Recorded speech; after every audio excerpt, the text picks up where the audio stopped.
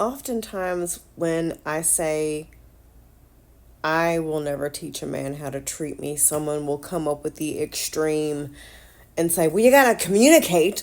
They can't just read your mind." And I don't think people are hearing to learn. I think they're hearing to get defensive. But when I say something like that, what I mean is there's a difference in learning that my favorite flower is, I don't know, I'm just making something up, sunflowers. Learning that I like my eggs scrambled, but I like the cheese sprinkled on top once they're on the plate. I don't want the cheese mixed in. Learning specifics. Don't get caught up on the examples. This isn't an exchange about egg recipes. Stay with me. So there's a difference in that and me begging a man not to cheat on me anymore. Me having the 25th conversation about how it makes me feel when you are liking a bunch of women's posts on social media, liking their pictures and stuff. There's a difference in you getting to know me and learning that, you know what, hey, I'm not really a morning person, so the first, several minutes when you get up in the morning, don't turn the TV on because I'm still a little groggy, I'm still waking up and I need that time to refresh. There's a difference in those things and me begging you not to hit me anymore. I shouldn't have to teach you to treat me like a human being. Are y'all following? Are y'all following what I'm saying here? I know you're not a mind reader because as we're getting to know each other, you're not going to know how I like to drink my coffee unless I, have shown you step by step how I like it and what I put in it. That's something you're going to have to learn about me. You're not going to know, you know, certain specific likes and dislikes. There's certain fabrics that I don't like to touch because they feel weird against my fingernails. You might not get to know that unless I tell you or over a period of time. And I understand that.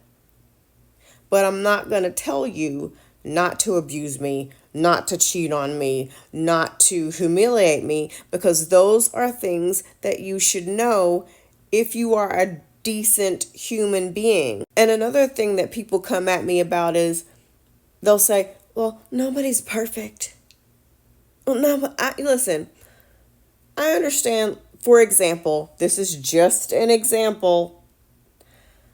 I understand if maybe you guys haven't lived together before, so he's not used to making sure he puts the toilet seat down. So you have a discussion about, hey, babe, be mindful. Put that damn toilet seat down so I don't fall in if I'm not paying attention. That is a nobody's perfect situation. Oh, I'm sorry, babe. I'll put the toilet seat down. My bad. Okay.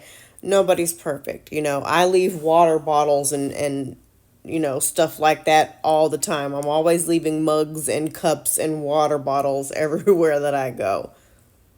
Nobody's perfect. I don't do it intentionally. That's one thing. But there's a difference in that and you disappearing in the middle of the night and I don't know where you are. Disappearing for several days at a time. Like you just fell off the face of the earth. That is not a, oh, nobody's perfect, crazy, zany, quirky, human situation. I can totally understand if, I'm trying to think of another example. I can understand if maybe, I'm going to use myself as an example. I do my laundry and I toss it on my bed and I leave it there until I feel like putting it up. Nobody's perfect. Sometimes I just be tired. I'm going to get to it. There's a difference in that and somebody having to beg me to stop flirting with other guys. One of them is something that a lot of humans can relate to with their whole laundry. We hate doing laundry. I hate it. I like putting it in there, but I don't like taking it out and folding it and putting it up. But flirting with someone and humiliating you, that's not a funny, quirky, zany flaw. And I feel like a lot of times as women, it's one of the biggest reasons why I don't always talk about green flags in relationships. Now follow me here. I want you to understand where I'm coming from. People always tell me, you need to post more about good relationships. You need to post more about positive things about relationships. And here's why I don't do that. Sometimes I do, but here's why I don't. When you are in a toxic or abusive situation, or maybe it's not even toxic or abusive, maybe it's just not, it's a relationship that's good on paper, but you're not really happy. As women, we are programmed to look for the good and to be thankful for that morsel of good that we find, even if that good is just simply 10% of that whole entire relationship. And the rest is either boring, we're settling if the rest is abusive or toxic. You could be in a relationship with a man that is knocking you in the head like you're one of those games where you have to bop the squirrels when they pop up. You bop them on top of the head. But hey, according to this video about green flags in relationships, because we can laugh together, I'm in a good relationship. Your boyfriend might be cheating on you, and you've caught him several times, and he always claims to be sorry.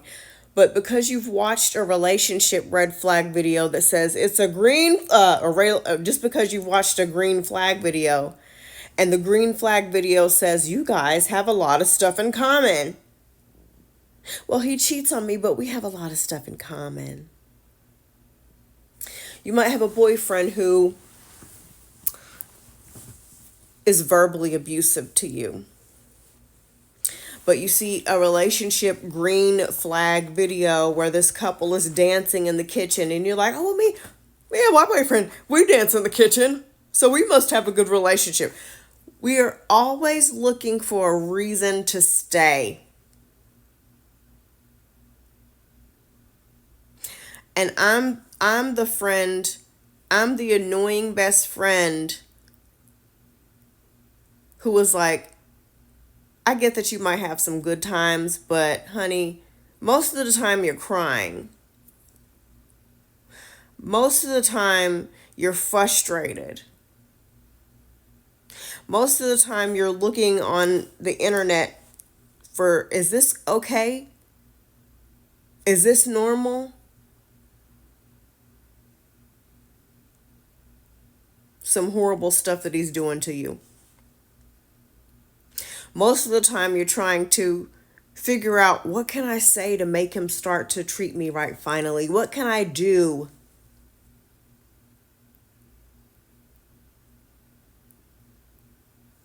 So I need you guys to, as I've explained in this video, and I hope, those of you who absorb it do. Not everyone will, and I'm fine with that. Everybody's going to learn in their own time. But there's a difference in communicating and learning each other's tics so that you can better be a better partner to each other. There's a difference in quirky, human, relatable flaws and somebody just being outright disrespectful and nasty. And the quicker that you can see the difference, and not just see the difference, but accept that it's bad, the quicker you can start to work on letting it go and moving on alone without that person who is treating you like crap. I've heard this said before lots of times, but a lot of you, your boyfriend is keeping you from your husband or yourself. That's the most important thing.